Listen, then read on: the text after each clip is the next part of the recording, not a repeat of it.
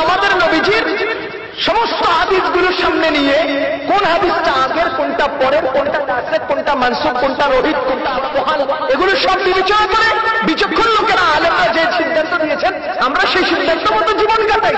এই জন্য আমরা উশৃঙ্খল না, আলহামদুলিল্লাহ।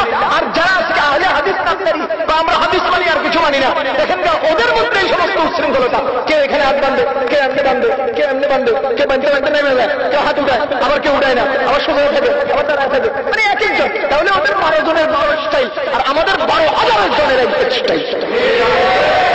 ওদের 12 জনের 12 স্টাইল আর আমাদের 12 কোটি জনের এক স্টাইল। আলহামদুলিল্লাহ। তাহলে আমরাই না নিয়ম শৃঙ্খলার মধ্য দিয়ে জীবন কাটাইতেছি, ওরা তো উশৃঙ্খল জীবন কাটাচ্ছে। এই জন্য বেশি চেষ্টা করবেন না আল্লাহর রাস্তায়। এখন কিছু লোক খুব বেশি চেষ্টা করার চেষ্টা করে, আর আমরা যখন এই কথাগুলো বলি তখন আমাদেরকে হুজুর আপনারা আমাদেরকে অন্ধ করে রাখছেন। না ভাই, না ভাই, আপনাদেরকে আমরা অন্ধ করে রাখতেছি না, আপনাদেরকে আমরা ধরে রাখার চেষ্টা করতেছি, আপনাদেরকে আমরা ধরে রাখার চেষ্টা করতেছি। আমি আপনাকে একটা উদাহরণ দিলে বুঝতে পারবেন। কোরআনে কারীমে আল্লাহ তাআলা বলতেছেন ফাকরাউ মা তায়াসসারা মিনাল কোরআন, তোমরা কোরআনের যেখান থেকে ভালো লাগে, সহজ লাগে পড়ো। আবার নবীজি সাল্লাল্লাহু আলাইহি ওয়াসাল্লাম বলেন লা সালাতা ইল্লা বিফাতিহাতিল কিতাব, সূরা ফাতিহা না পড়লে নামাজ হবে না। আল্লাহ কয় কুল হুয়াল্লাহ বললে পড়ো, আল্লাহ বলেন ইন্না তাইরা বললে পড়ো, নবীজি বলেন না সূরা ফাতিহা পড়তে হবে। আর আপনি যাবেন কই, আমাদের বুঝিয়ে দেন, দুটোটাই তো হাদিস, একটা কোরআন আর একটা হাদিস।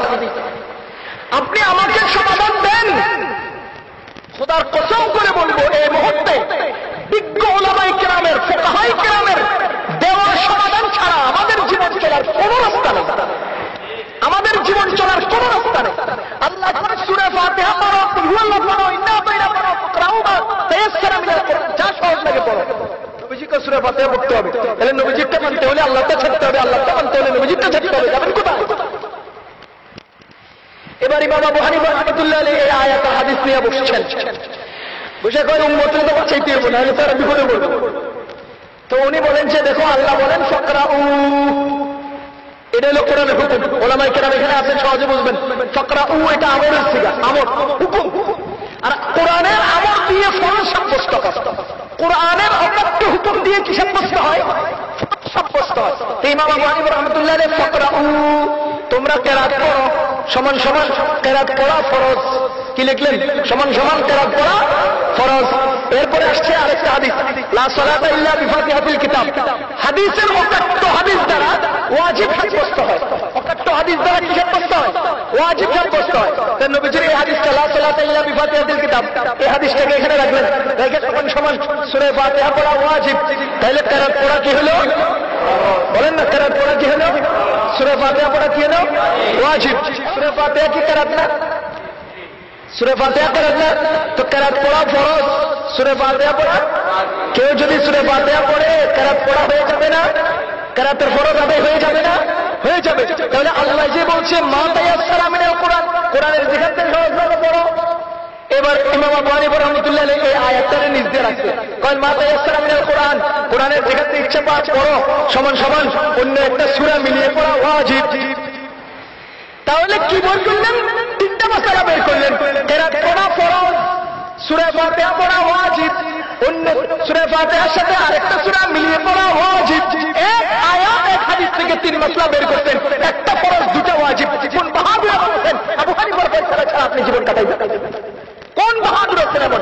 পাগল হয়ে যাবেন, পাগল পাগল হয়ে যাবেন।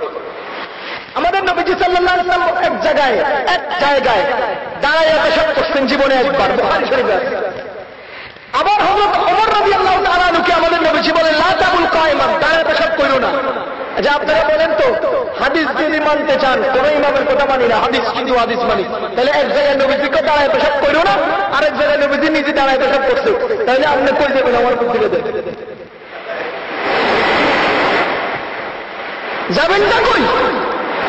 নবীজি দাঁড়ায় পেশাব করছে, আমরা আরে আপনি আলে হাদিস যদি হইতে চান, এত লেকচারের দরকার নেই, চিল্লানোর দরকার নেই, খাড়ায় খাড়ায় পেশাব করবেন, আমরা সবাই দেখে গেলাম ওই লোক আলে হাদিস।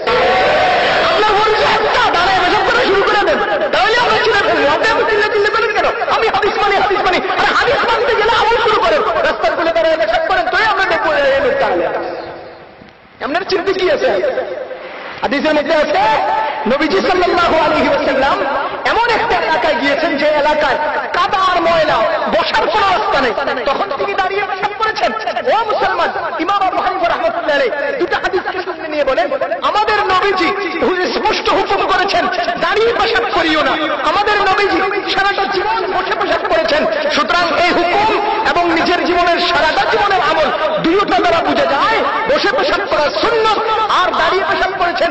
দুনিয়ার কোন উম্মত যদি কখনো বিপদে পড়ে দাঁড়িয়ে পেশাব করতে হয় তাহলে তার জন্য সেই রাস্তা ব্যবস্থা রেখে দিয়ে গেছে। সারা জীবনে উম্মতের বিপদে পড়লে যে সমাধান দেবে কে?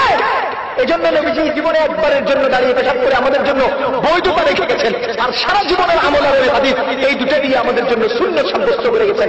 এই জিনিসটা ইমাম আবু হানিফা সমাধান না দিলে আপনি কিভাবে দিবেন? পাগল হয়ে যাবেন, রড ঢিলা হয়ে যাবেন।